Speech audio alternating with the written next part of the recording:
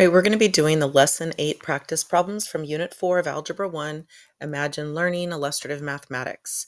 This graph shows the distance d traveled by two cars, A and B, over time. The distance is measured in miles and the time in hours. Which car traveled slower? Explain how you know. So you're just going to write in car A or car B traveled slower because.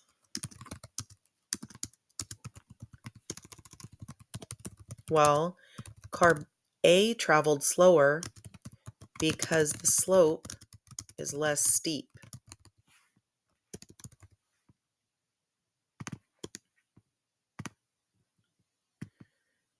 And so hopefully you were thinking car A. Here are descriptions of 4 situations in which the volume of water in a tank is a function of time. So the volume of water went down, then up. Volume of water went up slower and then faster, went up, then down, went up, small drop, back up. So you're going to be matching which graph with the description. And so an empty 20-gallon water tank is filled at a constant rate for 3 minutes until it's half full, then emptied. So that one is going to be graph 3. So A matches graph 3. How do you want to show those matching? A full 10-gallon is drained for 30 seconds until it's half full and then gets refilled. So that's going to be graph 1.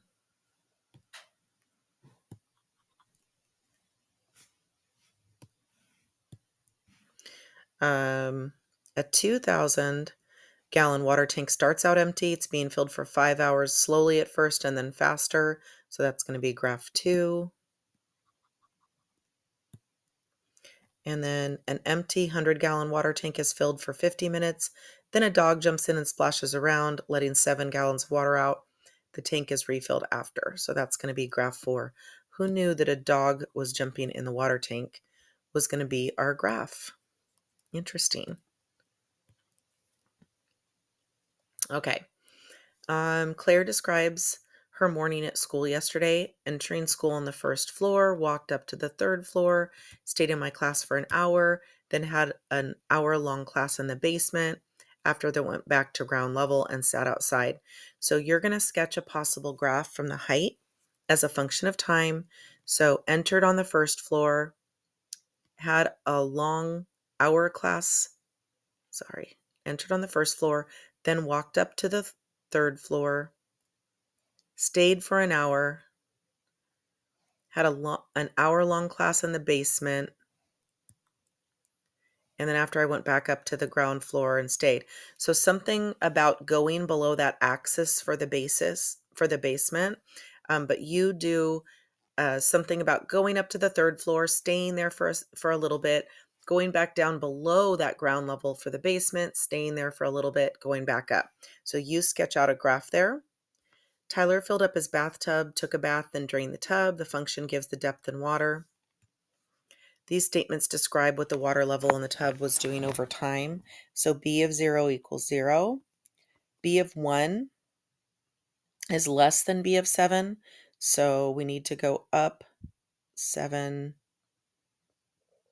needs to be higher than 1. B of 9 equals 11.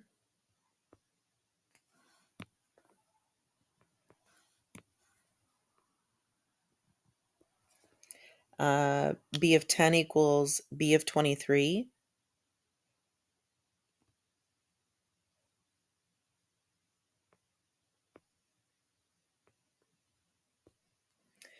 And then B of 20 is greater than B of 40.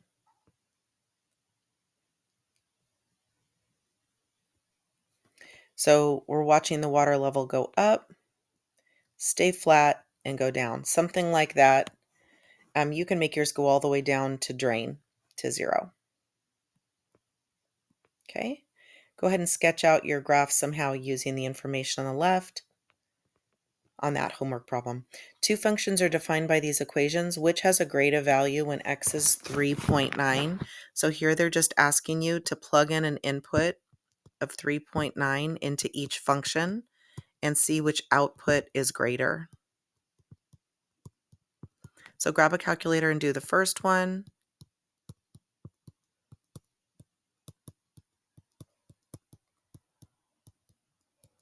And then do the second one and see which one is greater, and then state which one is greater. The function f is defined by this equation. Find the value so that the output is 20. So this one is plugging 20 in for f of x as the output and solving backwards for x. This function gives a volume of water in a cooler as a function of time. And so what's the greatest water volume in the cooler? You're going to identify that maximum. Find the values that make v of t equal 4 true. There's two of them right here and right here. Label those values. Identify the horizontal incept of the graph. How would you write that out? And what does that tell you about the situation? Noah draws this box plot. Oh, we haven't heard about these since Unit 1. Explain why the box plot is complete even though there does not appear to be any boxes. And so how would a box plot not have any boxes? Let me show you the sample student response.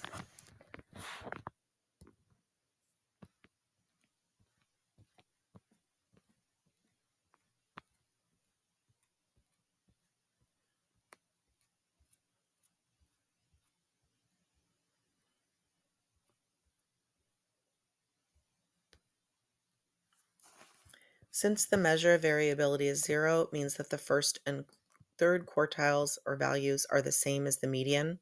The box between the first and median and the third reduced to the vertical line at the median. And so it is possible for a box and whisker to not have a box.